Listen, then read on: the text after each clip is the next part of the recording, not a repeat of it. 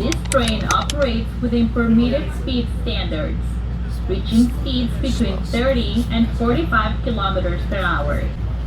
Alright, so we just got on our train to Machu Picchu, and this is going to be like about 3.5 hours on Peru Rail. We bought these tickets like 4 months in advance. It was about $72 per person. So if you are going to want to come to Machu Picchu, which I definitely recommend, make sure you buy in advance. And also get here like 20-30 minutes before your train, because we barely made it. We was running through the station. But yeah, we out here on our way to Machu Picchu. I don't know how we're doing it right now. This is probably like the 5th night in a row that we've had less than like 4 hours of sleep. How you hanging in there, Scott? Hanging in there, no voice. No voice.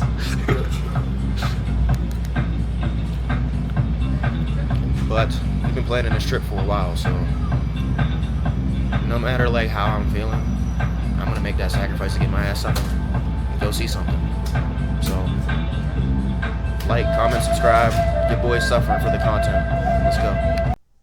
You have 3 different train company options that you can use for your trip from Cusco to Machu Picchu. The one that I'm using is Peru Rail, the other one is Inca Rail, and the luxury one is called the Hiram Bingham train. So Peru Rail and Inca Rail are pretty much the same. There's different levels of ticket you can buy, but for me the transportation is not going to be the highlight of my experience, so I decided to just save money here where I could. So I got the cheapest train ride that I could that was still early in the morning. One thing I can say is make sure you're in the right seat. When we got on the train, it was empty, so it didn't really feel like I had to look for my seat. But by the time we went through all the stops on the way there, somebody woke me up in the middle of a nap saying, "Hey, you're in my seat." So yeah, make sure you're sitting in the right seat so you don't embarrass yourself. This is Aguas Calientes, Machu Picchu town. And we're looking for the bus station so we can get up there. So our ticket, they're all like scheduled out for different times. We're supposed to be up there at 12, but our bus didn't get here till about like 12:05. It says there's 45 minutes of late tolerance. So we'll see what they say. I don't know how long the bus ride is. I think it's only like 20 minutes. And judging how everybody's running, I'm not the latest tourist. I'm the only one that's late. The line is crazy. I guess we're not the only people that know about this place. Yeah, we finna be late. I'm gonna have to try to talk my way into there. I'm gonna be like, yo, I came from 5,000 miles for this shit. I won't touch nothing. I won't break nothing. So, even though we're an hour late, let us in, please. So just got on the bus to get up to Machu Picchu. I was scrambling, but they were telling me at the bus station that I'll be alright, that they'll let me in. So, oh, and the other thing is, there's a bus every 10 minutes. So there's no shortage of buses. There's just a really long line, and you gotta make sure you get here with some time to spare. The bus from Aguas Calientes takes about 25 minutes, winding up one of the craziest mountain roads you'll ever see. Try to get in line 30 to 60 minutes before your entry time. And here's something a lot of people don't know. Once you choose a circuit, you're locked in. There's no backtracking, no exploring freely, so choose wisely. Circuits 1 and 2 give you that legendary postcard view. Circuits 3 and 4 are shorter and easier, but you won't get that classic shot that everyone comes here for. So I recommend Circuit 2. Where are you going? Route 2.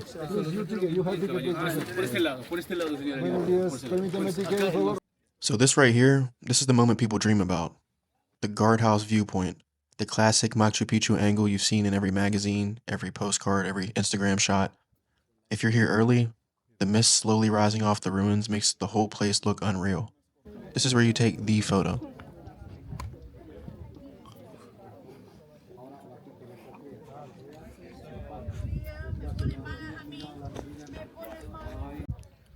So it's beautiful out here, but I did not make the best decision on choice of outfits. I brought a jacket and a sweatshirt, and I'm sweating bullets. It's 69 degrees, which that sounded like it'd be like cool, but I guess since we're so high up and so close to the sun, it's the hottest 69 degrees I've felt. But still beautiful though. Just my selfie is gonna look crazy. Hopefully ChatGPT can edit out sweat off my forehead. Wonder how many people broke their ankles here. Probably a few. More than a few.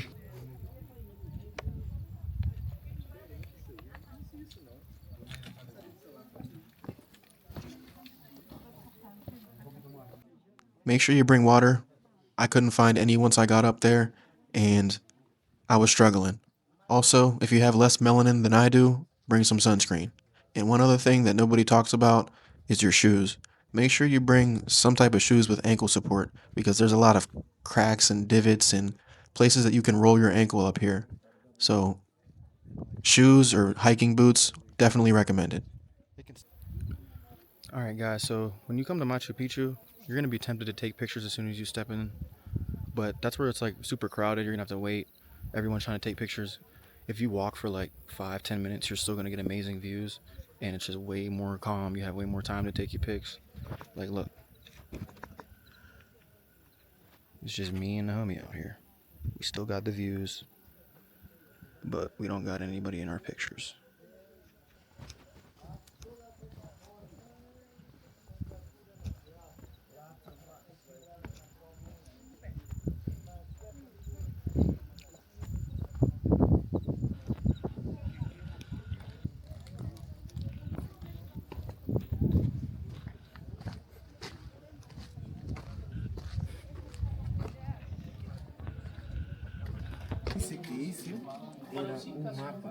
Yeah, that rock is crazy how they carved it and then made there be like a window in it.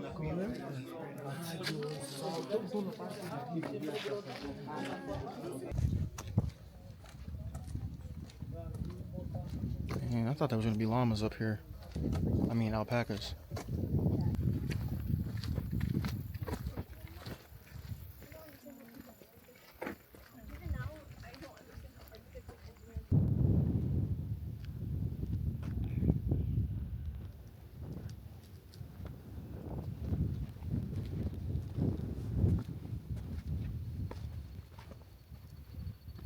Oh shit, an alpaca. Yeah, they're letting the alpacas out. I don't know if you can see them on the video. Oh, we gotta get over there.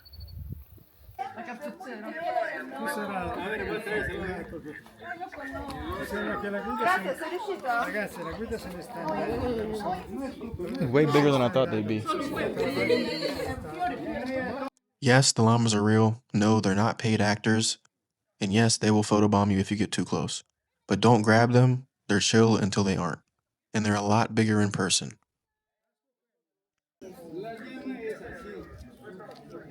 He just roams freely. Leaves when he wants, takes pics when he wants. Said, alright, I'm gone. I'm following him.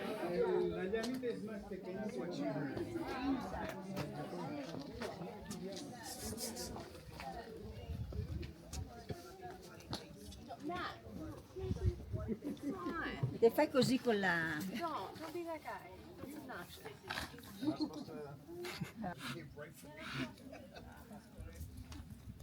How do we get out of here? Just keep following the path. He almost tripped.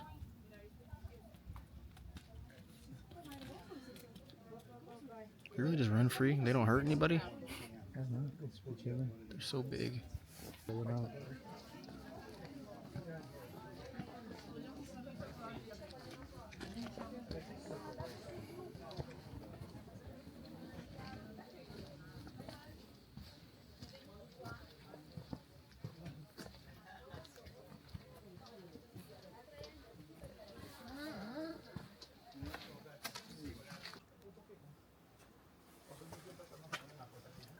Oh, it's scurried.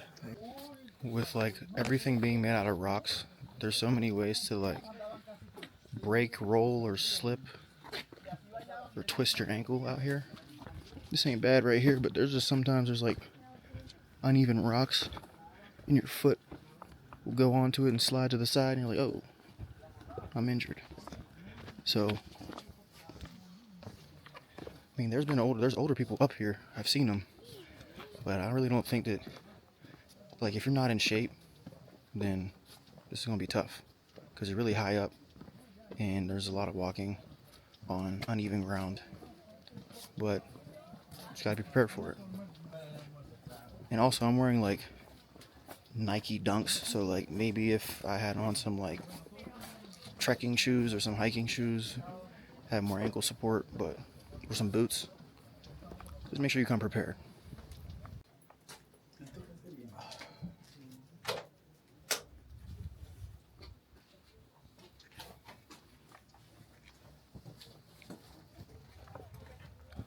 This would be a crazy view.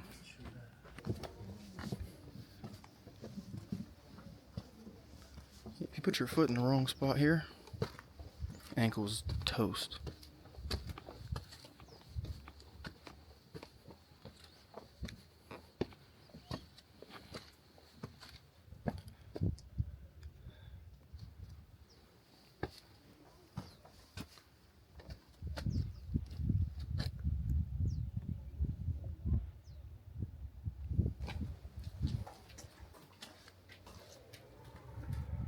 View from your stone house window.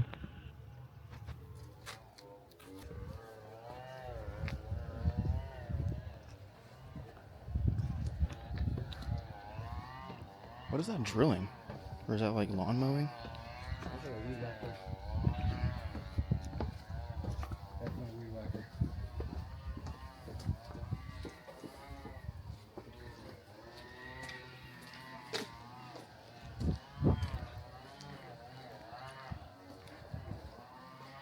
There's no mortar. Maybe there is. Is this?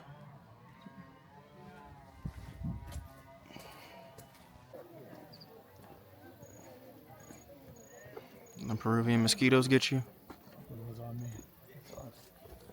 Got it off.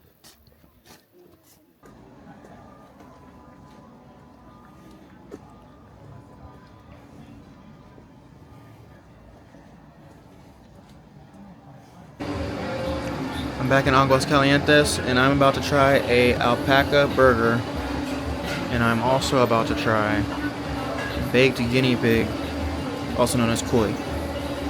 And it's looking kind of crazy, so I don't know if I'm gonna eat that whole thing. I probably won't, but I'm gonna at least try it because I'm here. Alpaca burger in Aguas Calientes, Peru.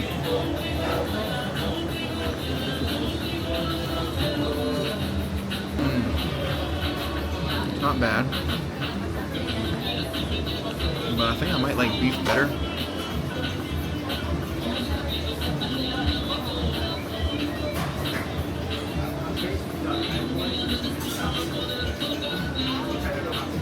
I think I like beef. I like beef better. It ain't bad. I had to try it at least once. Now I know that this does not look appetizing, but I'm in Peru, and this is one of the things that have been mentioned by many Peruvians as something that I need to try. So I'm not gonna have any preconceived notions. I'm just gonna eat this shit, see how it tastes, and I'll let you know. Alright, so I tried the guinea pig, and the meat is, well, first of all, there's not that much meat on the guinea pig. The waitress was saying that I should use my hands and I have to pull off the legs first because that's where most of the meat is. And the meat tasted kind of like just white, light meat chicken, except it was more chewy. And then the skin was like very chewy. Like I couldn't really even, I stopped trying to eat the skin because it was just too chewy, almost like cartilage. Overall, if it was just the meat from the inside and it didn't come with like the head and the fingernails and the teeth, I probably wouldn't have any second thoughts eating it. But just for the presentation and the fact that I had to battle to even get any meat out of it, I don't think it's really worth it. Well, it's worth trying if you're here, but I wouldn't get it again.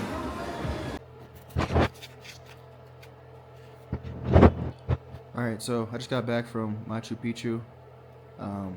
It was definitely a must-do if you're in Peru. Very magical place. And we're chilling tonight for the first time since we've been here. So I'm gonna get a full night's sleep. One more day to get content here, and then we're going to Argentina. So it's gonna be a whole new set of things to discover out there. I'm excited for it. Stay tuned. Like, comment, and subscribe.